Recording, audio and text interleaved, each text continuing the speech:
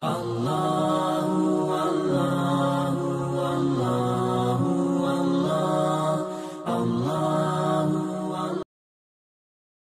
jemaah sekalian, kita melanjutkan kembali tafsir dan perenungan ayat-ayat kita, masih pada ayat-ayat yang berkenaan dengan syariat as-siyam atau puasa, yang dimana dia merupakan salah satu di antara rukun Islam yang 5 dan merupakan syariat yang telah dibebankan kepada umat ini sebagai rahmat dan kasih sayang dari Allah Subhanahu wa taala, yang dimana Allah Subhanahu wa taala memberikan kepada umat Rasulullah sallallahu alaihi wasallam syariat puasa ini sambil mengingatkan bahwasanya umat-umat terdahulu pun dibebankan syariat puasa kepada mereka.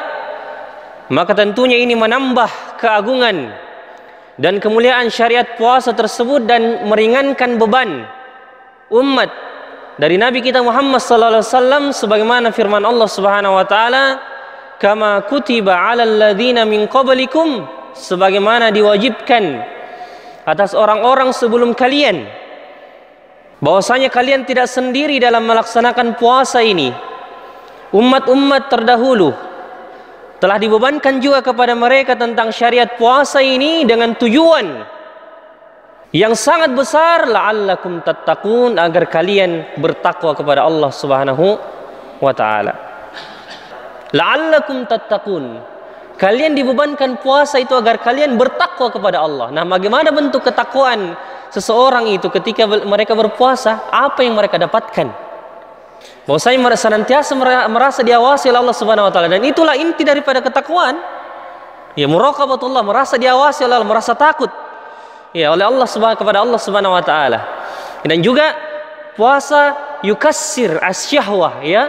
Dia mengikat hawa nafsu itu sehingga dia tidak terlampiaskan oleh manusia di jalan yang buruk tentunya. Maka dengan berpuasa, kita sudah sebutkan juga, dia menyempitkan jalan masuknya syaitan kepada di dalam aliran darah manusia. Karena ketika seseorang berpuasa itu semakin menyempitkan jalan masuknya syaitan, karena sedikit makannya, sedikit minumnya, dan semakin banyak makan dan minumnya seseorang, maka semakin terbuka lebar pintu syaitan untuk masuk ke dalam jiwanya dan membisikkan hal-hal yang buruk bagi mereka. Makanya kita sudah sebutkan hadis Nabi sallallahu alaihi wasallam, ya ma'syarasy syabab, man istata'a minkumul ba'ata falyatazawwaj. Wahai sekalian para pemuda, jika sekiranya engkau mampu menikah, maka menikahlah. Fa innahu aghaddu lil basar wa ahsanu lil faraj. Karena menikah itu lebih menjaga pandangan dan menjaga kemaluan. Fa illam tastati', ya, apabila engkau belum bisa berpuasa, apabila seseorang itu belum bisa berpuasa, fa alaihi bisawm, maka hendaknya dia banyak berpuasa. Fa innahu lahu wija, karena puasa itu merupakan tameng, benteng, penghalang dari masuknya syaitan dan membisikkan hal-hal yang buruk kepada manusia. Ya, jadi inilah inti-inti daripada hubungan puasa itu dengan ketakwaan. Makanya Allah mengatakan la'allakum tattaqun, agar kalian mendapatkan ketakwaan. Kunci terbesar dalam beribadah adalah ketika kita bisa bertakwa kepada Allah Subhanahu wa taala. Baik, kita lanjutkan pada ayat yang ke-184. Bisa dilihat yang ada mushaf terjemahannya. Allah Subhanahu wa taala mengatakan setelahnya, setelah Allah memanggil orang-orang beriman dan mengingatkan dan membebani mereka, menyebutkan dengan secara jelas, diwajibkan kepada mereka berpuasa. Diwajibkan kepada kalian berpuasa sebagaimana diwajibkan atas orang-orang sebelum kalian, agar kalian bertakwa. Lalu Allah Subhanahu wa taala menyebutkan setelah itu kata-kata yang memotivasi lagi, menyemangati lagi. Ya, menyemangati dan kemudian sekaligus memberikan keringanan bagi jiwa manusia, karena memang kita sudah sebutkan puasa ini salah satu syariat yang berat diterima oleh hati manusia, terutama pada awal-awal Islam.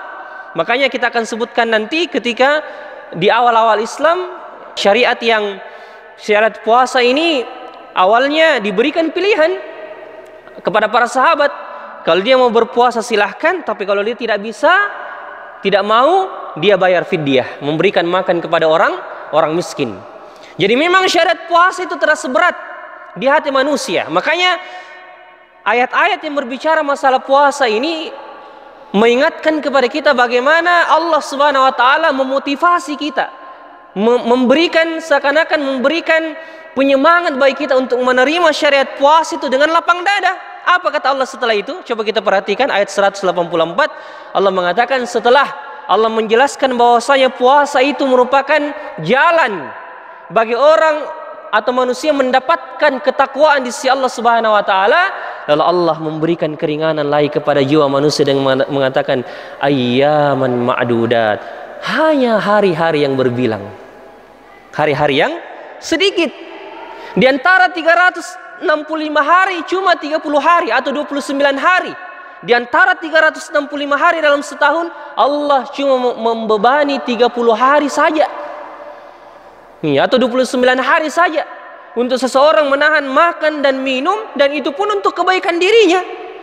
Dan pada kalimat ini ayyaman ma'dudat, hari-hari yang sedikit, itu akan memberikan motivasi bagi jiwa manusia bahwasanya untuk semakin memacu jiwanya untuk menerima syariat puasa itu, sekaligus mengisi waktu-waktu hari-hari puasanya dengan kebaikan-kebaikan yang mengantarkan ia kepada ketakwaan kepada Allah Subhanahu wa taala. Hanya hari-hari yang sedikit akan berlalu. Coba kita rasakan nanti. Hari pertama puasa tidak dirasa, tinggal 29 hari. Hari kedua tinggal 28 hari. Hari ke-10 tinggal 20 hari. Sampai kemudian nanti 10 hari terakhir akan berakhir, tidak terasa lebaran lagi. Maka Allah mengingatkan hari-hari yang berbilang. Dan di sini atau hari-hari yang sedikit hanya dihitung jari. Maka di sini diantara ulama kita mengambil faedah pada kalimat ini ayyaman ma'dudat, hari-hari yang berbilang atau hari-hari yang sedikit. Ini juga menjadi motivasi bagi manusia, memberikan keringanan pada setiap pekerjaan atau hal-hal yang dilalui oleh manusia. Bahwasanya setiap dia akan melakukan sesuatu, setiap dia akan menghadapi proyek yang besar misalnya, atau amalan yang besar yang mungkin di mata manusia, di pikirannya memakan waktu jangka panjang, tapi pasti hari-hari itu akan berlalu. Sama dengan ketika orang pergi menuntut ilmu misalnya, dia keluar menuntut ilmu ke Makassar misalnya, atau ke luar negeri menuntut ilmu. Dan itu senantiasa diingatkan. Kami ingat sekali ketika para asatidzah, para ustadz kita mentarbiyah kita di sana, di Saudi, selalu diingatkan kepada kita bahwasanya wahai para penuntut ilmu, waktu kalian di sini hanya sebentar saja. Kalian akan pulang ke kampung halaman untuk berdakwah. Kalian hanya sementara di sini, maka pergunakan waktu kalian baik-baik di sini. Karena kapan kalian sudah pulang ke Indonesia, kalian akan sibuk, tidak bisa lagi fokus menuntut ilmu. Pasti akan disibukkan dengan jadwal-jadwal dakwah, akan disibukkan dengan hal-hal yang untuk mengurusi umat. Maka hari-hari kalian di sini hanya sementara saja. Sementara saja. Maka pergunakan baik-baik, fokus belajar, menuntut ilmu, agar kalian mendapatkan berkah dari ilmu kalian. Begitupun dengan ketika orang berpuasa. Allah Subhanahu wa taala mengingatkan kita ayyaman ma'dudat, hanya hari-hari yang sedikit. 29 atau 30 hari saja. Pergunakan waktu kalian, karena ini akan berlalu dengan cepat, tidak terasa. Kita bayangkan saja dari Ramadan tahun lalu saja sampai akan masuk Ramadan lagi, ini tidak terasa kan? Setahun berlalu tidak terasa. Iya, dan kita tidak tahu andai ini Ramadan terakhir yang kita lewati. Tapi kita bermohon kepada Allah agar Allah senantiasa mempertemukan kita dengan Ramadan berikutnya. Tapi kita tidak tahu. Karena ajal merupakan rahasia Allah. Makanya Allah mengatakan ayyaman ma'dudat, hari-hari yang berbilang, hari-hari yang sedikit. Ya, pergunakan dengan baik hari-hari tersebut. Kemudian Allah mengatakan, "Faman kana minkum maridan aw ala safarin fa'iddatun min ayyamin ukhra. وعلى الذين يطيقونه فدية طعام مسكين."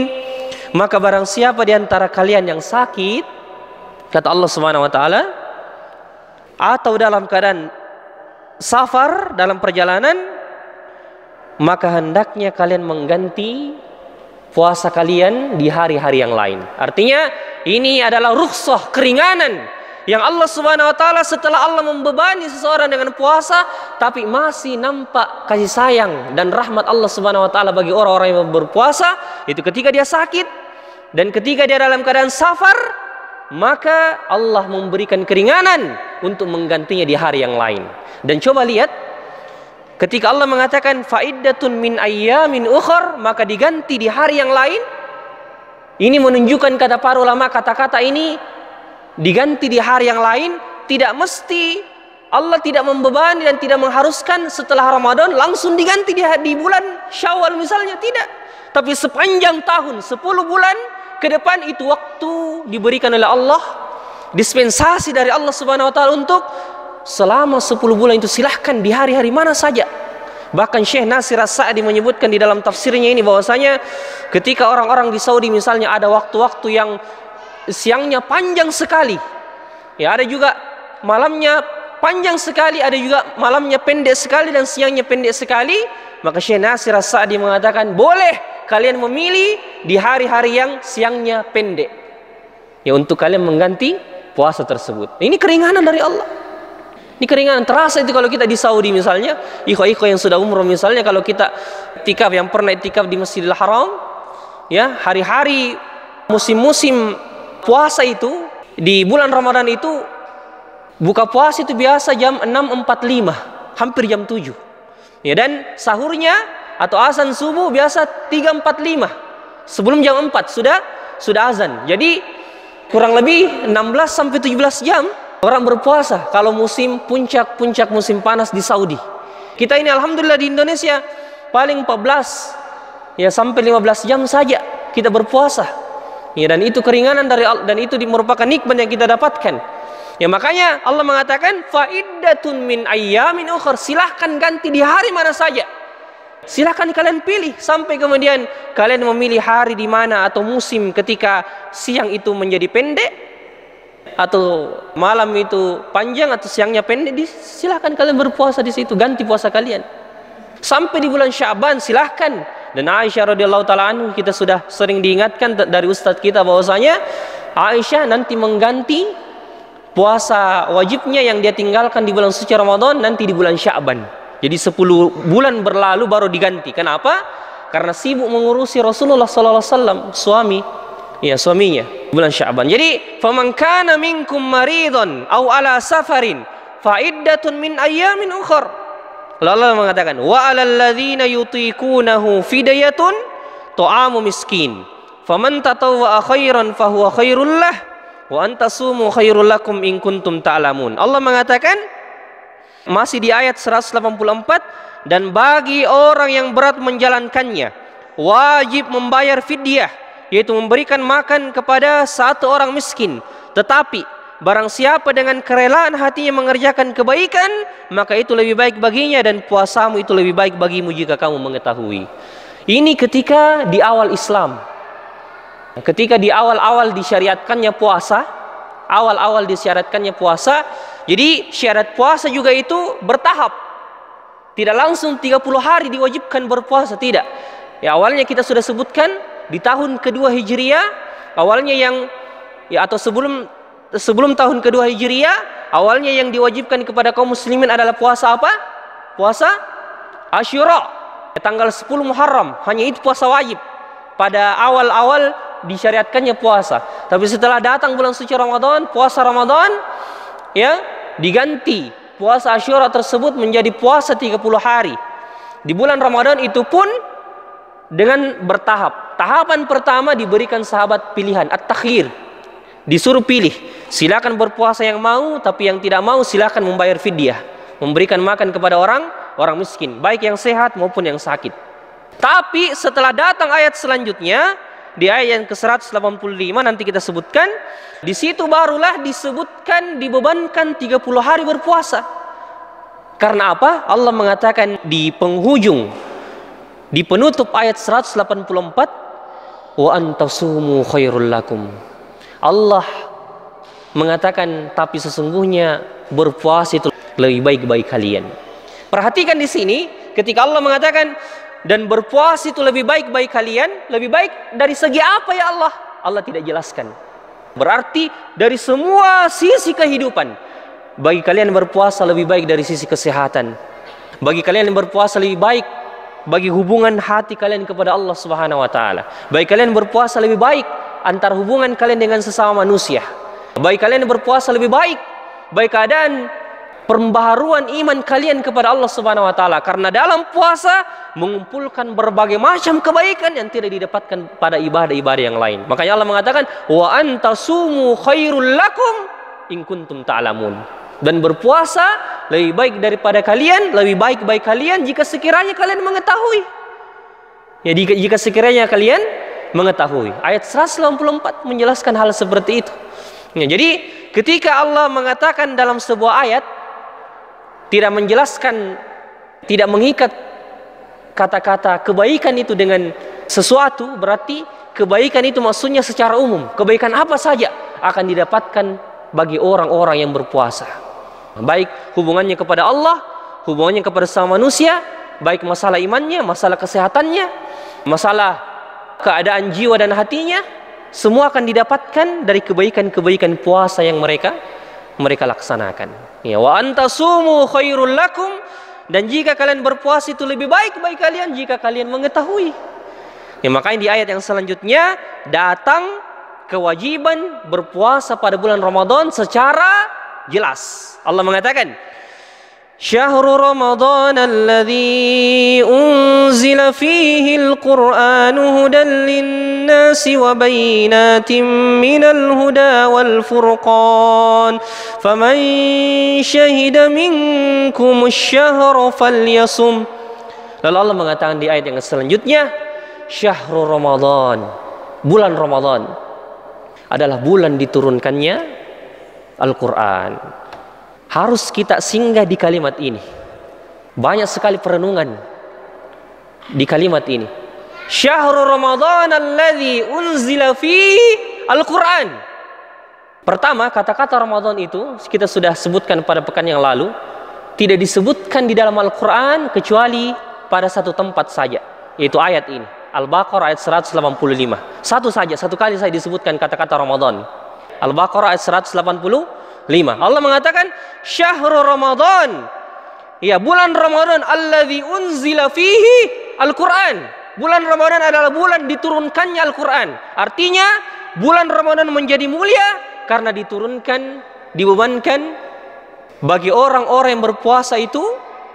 Syahrul Ramadan alladzi unzila fihi Al-Quran, bulan Ramadan itu dibebankan bagi orang-orang di dalamnya untuk berpuasa karena di dalamnya diturunkan Al-Quran.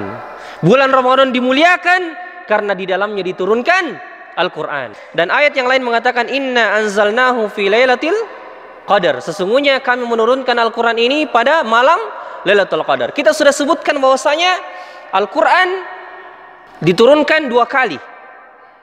Pertama, dan ini riwayat dari sahabat Abdullah bin Abbas, diturunkan langsung 30 juz dari Lauhil Mahfuz ke langit dunia. Lauhil Mahfuz itu tempat yang paling tinggi, ya, dekat dengan arsy-Nya, tempat bersemayamnya Allah Subhanahu wa taala. Kemudian turun ke langit dunia, langsung satu Al-Quran. Dan disebutkan oleh ulama kita itu terjadi pada bulan Ramadan. Kemudian turun kepada Nabi sallallahu alaihi wasallam secara berangsur-angsur, tidak sekaligus 30 juz, tapi mulai dari Al-Alaq ayat 1 sampai 5, Iqra bismi rabbikal ladzi khalaq. Itu terjadi pada malam bulan suci Ramadan, tepatnya malam Lailatul Qadar. Karena Allah mengatakan Syahrul Ramadan alladzi unzila fihi Al-Quran di ayat yang surah Al-Qadar, inna anzalnahu fi lailatul qadar. Berarti diturunkan pada bulan suci Ramadan di malam Lailatul Qadar. Dan di sini banyak sekali faedah yang bisa kita ambil. Syahrul Ramadan alladzi unzila fihi Al-Quran. Bulan Ramadan adalah bulan diturunkannya Al-Quran. Bulan Ramadan dijadikan mulia dan diangkat oleh Allah Subhanahu wa taala dan menjadi pemimpin para bulan karena kemuliaan diturunkannya Al-Quran di situ. Maka jamaah yang dimuliakan oleh Allah Subhanahu wa taala, kata para ulama kita, di antara tanda keberkahan manusia dalam mengisi waktu-waktunya di bulan Ramadan adalah ketika dia mengisi dengan Al-Quran. Dan ulama kita mengatakan bahwasanya interaksi manusia dengan Al-Quran ketika bulan suci Ramadan akan beda dengan bulan-bulan selainnya. Interaksi manusia dengan Al-Quran pada bulan Ramadan akan beda. Apalagi ketika manusia itu betul-betul ikhlas dan tulus menghadapkan hatinya kepada Allah Subhanahu wa taala, dan dengan perkataannya, dengan perkataan Allah Subhanahu wa taala Al-Quran, maka dia akan mendapati Al-Quran akan beda rasanya dengan hari-hari yang lain. Ya, makanya para salaf, kita lihat orang-orang terdahulu, orang-orang soleh terdahulu, bagaimana mereka memfokuskan dirinya betul-betul dengan Al-Quran, karena mereka paham bahwasanya bulan ini adalah bulan untuk fokus terhadap Al-Quran. Di antara tanda keberhasilan Ramadan seseorang dilihat dari bagaimana interaksinya dengan Al-Quran, dari segi membacanya, menghafalkannya, mentadaburinya, dan mengamalkannya. Kita tahu dan kita sudah sering mendengarkan bagaimana para salaf, bagaimana Imam Malik yang merupakan imam Darul Hijrah, imam Ahlul Hadis, yang dimana hari-harinya diisi dengan majelis-majelis hadis Rasulullah SAW. Namun ketika tiba bulan suci Ramadan, majelis hadisnya ditutup dan beliau fokus dengan Al-Quran. Imam Syafi'i yang merupakan imam faqihul ummah, imam yang paling faqih, imam yang paling terkenal mazhabnya di Indonesia ini, Imam Syafi'i menghatamkan Al-Quran 2 kali dalam sehari di bulan suci Ramadan. Ya, berarti kalau 30 hari 60 kali beliau hatamkan dalam bulan suci Ramadan. Imam Bukhari merupakan imam pemimpin Ahlul Hadis, riwayatul hadis, menghatamkan Al-Quran sebanyak 30 kali. Jadi satu hari 1 kali hatam. Padahal ini imam fokus terhadap hadis di luar bulan suci Ramadan. Tapi ketika masuk bulan suci Ramadan, beliau khatamkan dengan banyak kali, karena memang interaksi mereka dengan Al-Quran, mereka sangat paham bahwasanya interaksi dengan Al-Quran di bulan suci Ramadan sangat berbeda dengan bulan-bulan selainnya. Lalu Allah mengatakan, Syahrul Ramadan alladzi unzila fihi al-Quran hudal linnasi wa bayyinatin minal huda wal furqan. Al-Quran diturunkan pada bulan suci Ramadan sebagai petunjuk bagi manusia, dan penjelasan-penjelasan mengenai petunjuk itu dan pembeda antara yang hak, yang benar, dan yang batil. Dan Syekh Nasir As-Sa'di mengatakan dalam tafsirnya, mengomentari tentang kalimat ini, hudal linnasi wa bayyinatin minal huda wal furqan, beliau mengatakan, qad hasala lakum fihi minallahil fadlul azim. Kalian telah mendapatkan keutamaan yang sangat besar dari Allah Subhanahu wa taala dengan diturunkannya Al-Quran pada bulan suci Ramadan. Al-mustamil alal hidayah limasalihikum ad-diniyah wad dunyawiyah, yang di dalam Al-Quran itu mencakup, meliputi semua kemaslahatan, kebaikan, baik pada agama kalian maupun pada urusan dunia kalian. Wa tabyinul haqqi bi'awdahi bayan, dan menjelaskan, membedakan antara yang hak dan yang batil, dan menjelaskan betul-betul kebenaran itu dengan sejelas-jelasnya penjelasan. Ya, makanya orang yang berniat memasuki bulan suci Ramadan dengan berharap berinteraksi dengan Al-Quran, bukan sekedar membacanya, namun dia berharap memasuki bulan suci Ramadan untuk mendapatkan petunjuk dari Al-Quran yang dia baca, maka dia akan mendapatkan rahasia-rahasia yang tidak pernah dia dapatkan dari Al-Quran di bulan-bulan selain Ramadan. Pasti itu. Makanya saya nasihatkan kepada diri saya pribadi dan kepada jamaah sekalian, selain kita punya target menghatamkan tamat bacaan Al-Quran, kita targetkan juga bagaimana kita berinteraksi dengan Al-Quran dengan meminta petunjuk, memperbaiki diri kita dengan Al-Quran di bulan suci Ramadan. Di bulan suci Ramadan, karena memang hidayah Al-Quran, petunjuk Al-Quran itu akan keluar semua di bulan Ramadan, ketika seseorang betul-betul ikhlas menggalinya, mempelajarinya. Karena memang bulannya memang Al-Quran. Hudal linnasi wa bayyinati minal huda wal furqan. Kalau ada seseorang yang masih sulit membedakan antara kebenaran dan kebatilan, saatnya pada bulan suci Ramadan berinteraksi banyak dengan Al-Quran untuk banyak mentadaburi makna-makna dan ayat-ayat Al-Quran. Dia akan mendapati kebenaran sangat jelas di depan matanya dan menyingkirkan kebatilan. Sudah jelas antara yang hak, kebenaran, dan yang batil di matanya. Maka ini kata Syekh Nasir As-Sa'di. Makanya Allah mengatakan, ya ayyuhalladzina amanu in tattaqullaha yaj'alkum furqana. Wahai orang-orang yang beriman, jika kalian bertakwa kepada Allah Subhanahu wa taala, dan di antara bentuk ketakwaan itu kepada Allah adalah berinteraksi dengan Al-Quran, yaj'alukum furqana. Maka Allah akan menjadikan bagi kalian pembeda. Kalian bisa membedakan dengan jelas mana yang hak, mana yang batil. Tabarakalladzi nazzala ala abdihi al-furqana liyakuna lil alamin nadhira. Maha suci Allah yang telah menurunkan Al-Furqan. Di antara nama Al-Qur'an Al-Furqan, pembeda antara yang hak dan yang batil, kepada hambanya Muhammad sallallahu alaihi wasallam, dan menjadi peringatan bagi sekalian alam semesta. Jadi Al-Furqan membedakan antara yang hak dan yang batil. Kemudian Allah mengatakan, Syahrul Ramadan alladzi unzila fihi al-Qur'an hudal lin-nasi wa bayyinatin minal huda wal furqan. Lalu Allah mengatakan, faman syahida minkumus syahra falyasum. Maka hendaknya ketika kalian menyaksikan hilal, bulan itu telah masuk, hilal itu sudah kelihatan di bulan suci Ramadan tersebut, falyasum, hendaknya mereka berpuasa di dalamnya. Ini kata-kata ini, faman syahida minkumus syahra falyasum, ketika kalian menyaksikan bulan Ramadan itu telah masuk, disaksikannya hilal, bulan sabit yang menunjukkan masuknya bulan suci Ramadan, Allah mengatakan falyasum, hendaknya kalian berpuasa, mulai berpuasa di dalamnya. Ini kata-kata ini berarti menghapuskan hukum sebelumnya yang kita katakan bahwasanya puasa boleh antara pilihan antara berpuasa atau membayar fidyah. Jadi kalimat ini menghapuskan hukum sebelumnya di ayat 183. Jadi di dalam Al-Quran itu, di dalam ilmu tafsir itu ada namanya an-nasikh wal mansukh. Ada yang dihapus dan ada yang menghapus. Ya, jadi yang dihapus ini adalah kewajiban pilihan tadi antara mau berpuasa atau bayar fidyah, baik orang sehat maupun orang sakit. Dihapus dengan ayat setelah ini, hukumnya bukan tilawahnya, bukan bacaannya, tapi hukumnya dihapus.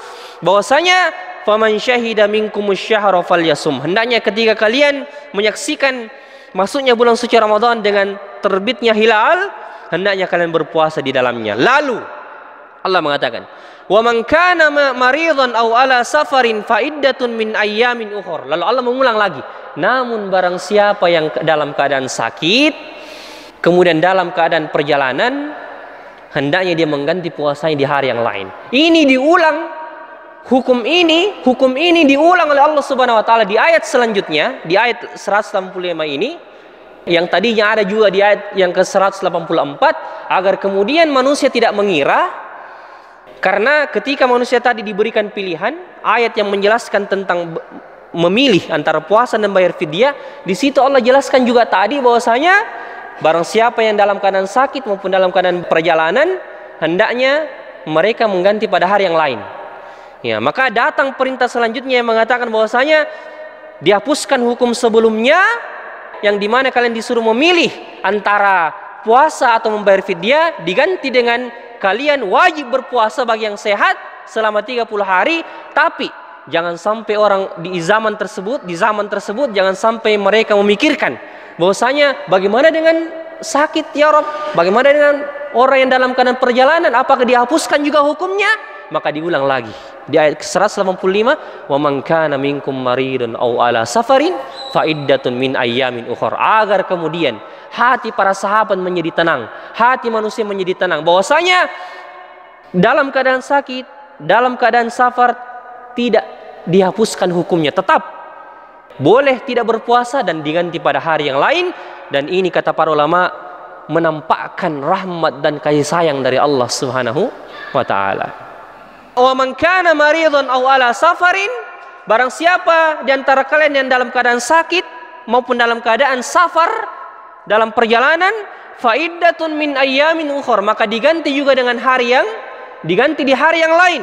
Lalu Allah mengatakan, ini juga menjadi kaedah dalam kehidupan kita, dalam menerima syariat. Allah mengatakan, yuridullahu bikumul yusra wa la yuridu bikumul usra. Sesungguhnya Allah menginginkan baik kalian kemudahan dan tidak menginginkan kalian kesulitan. Allahu Akbar. Maka Syekh Nasir As-Sa'di mengatakan ketika mengomentari ayat ini, Allah Subhanahu wa taala menginginkan baik kalian kemudahan dan tidak menginginkan baik kalian kesulitan. Syekh Nasir As-Sa'di mengatakan, yuridullahu ta'ala an yuyassira alaikumut turuq al-musila ila ridwanihi a'zamu taysir. Sesungguhnya Allah Subhanahu wa taala pada ayat ini menginginkan kemudahan bagi kalian dengan jalan yang paling cepat dan jalan yang paling mudah yang menyampaikan kalian kepada keridhaan Allah Subhanahu wa taala dengan sangat mudah. Ya, dengan sangat mudah, dengan memberikan kemudahan-kemudahan dan keringanan-keringanan kepada kalian ketika membebankan kepada kalian syariat. Tapi ingat, syariat dibebankan kepada kalian, tapi Allah tahu keadaan kalian. Allah memberikan keringanan, bahkan ada syariat yang boleh menjatuhkan kewajiban bagi orang yang tidak bisa melaksanakannya. Contohnya, ke dalam keadaan salat, wajib di antara rukun salat itu adalah berdiri bagi yang mampu. Tapi kewajiban ini jatuh, atau dengan kata lain diberikan keringanan, boleh diperbolehkan duduk, karena ini merupakan keringanan dari Allah Subhanahu wa taala. Yuridullahu bikumul yusra wa la yuridu bikumul usra. Di semua syariat, jika sekiranya seorang hamba merenungi kalimat ini baik-baik, yuridullahu bikumul yusra wa la yuridu bikumul usra, Allah Subhanahu wa taala menginginkan bagi kalian kemudahan dan tidak menginginkan bagi kalian kesulitan, dia akan masuk pada bulan suci Ramadan dengan hati yang gembira, hati yang lapang, hati yang menyambut perintah Allah Subhanahu wa taala dengan sukarela, sukacita. Karena kenapa? Dia yakin bahwasanya apa saja yang Allah bebankan kepada kita berupa syariat, meskipun di mata manusia sangat berat, dan banyak di antara manusia yang tidak bisa berpuasa, tidak diberikan petunjuk oleh Allah Subhanahu wa taala dalam berpuasa, merasa berat. Karena kenapa? Mereka tidak mengetahui rahasia dia dalam berpuasa itu. Mereka tidak tahu bahwasanya sesungguhnya Allah menginginkan kebaikan bagi mereka di dalam puasanya. Yuridullahu bikumul yusra wa la yuridu bikumul usra. Allah Subhanahu wa taala menginginkan bagi kalian kemudahan dan tidak menginginkan bagi kalian kesulitan. Jika seorang hamba menjadikan ini konsep, prinsip di dalam dia menjalankan syariat Allah Subhanahu wa taala, dia akan mudah dalam menjalankan semua syariat Allah Subhanahu wa taala. Karena selalu ada di pikirannya, yuridullahu bikumul yusra, Allah menginginkan bagi kalian kemudahan dan tidak menginginkan bagi kalian kesulitan. Jadikan ini prinsip ikhwah. Jadikan ini prinsip, ayat ini, kalimat ini jadikan prinsip dalam perjalanan kita untuk beribadah kepada Allah Subhanahu wa taala. Yuridullahu bikumul yusra wa la yuridu bikumul usra. Lalu Allah mengatakan, walitukmilul iddata walitukabbirullaha ala ma hadakum wa la'allakum tashkurun.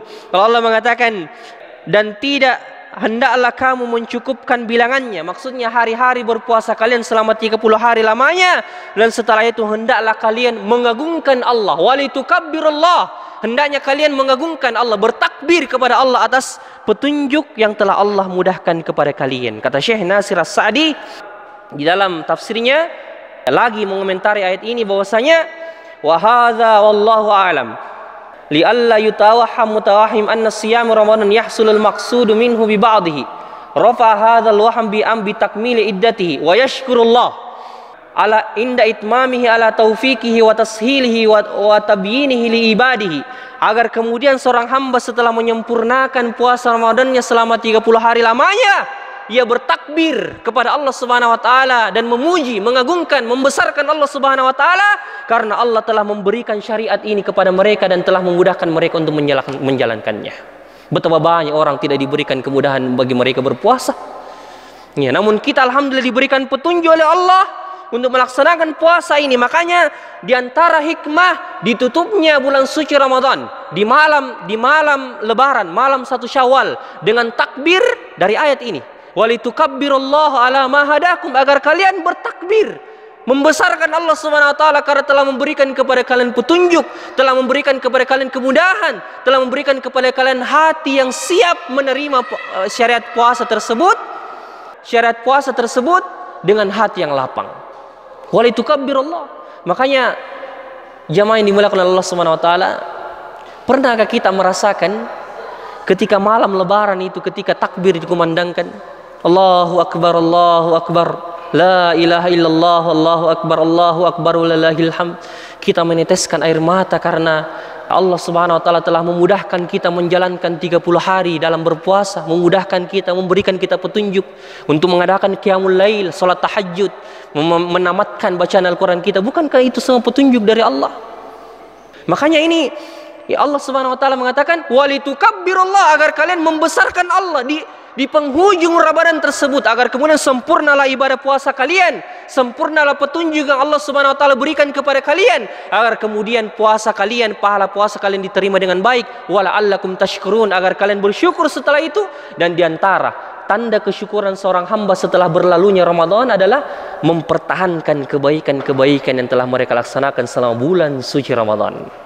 Makanya Allah menutup ayat ini dengan mengatakan walitukabbirullaha ala ma hadakum, agar kalian membesarkan Allah terhadap petunjuk yang Allah berikan kepada kalian dalam berpuasa, wala'allakum tashkurun, agar kalian bersyukur kepada Allah setelah itu dengan tetap menjalankan perintahnya meskipun Ramadan telah berlalu. Subhanallah. Walitukabbirullaha ala ma hadakum. Maka jika seseorang, ini sebagai penutup jamaah sekalian, jika seseorang merasakan nikmat Allah Subhanahu wa taala dalam menjalankan ibadah, merasakan di dalam hatinya bahwasanya dia tidak bisa melaksanakan ibadah ini kecuali petunjuk dari Allah Subhanahu wa taala. Jika Allah mudahkan dia membaca Al-Qur'an, menamatkan Al-Qur'an 1 kali, 2 kali dalam bulan suci Ramadan, kemudian ia merasakan bahwasanya alhamdulillah dengan kemudahan dari Allah saya bisa berdiri lama dalam salat tarawih misalnya, atau saya bisa merasa ringan dalam berpuasa 30 hari, bahkan berpuasa-puasa sunnah.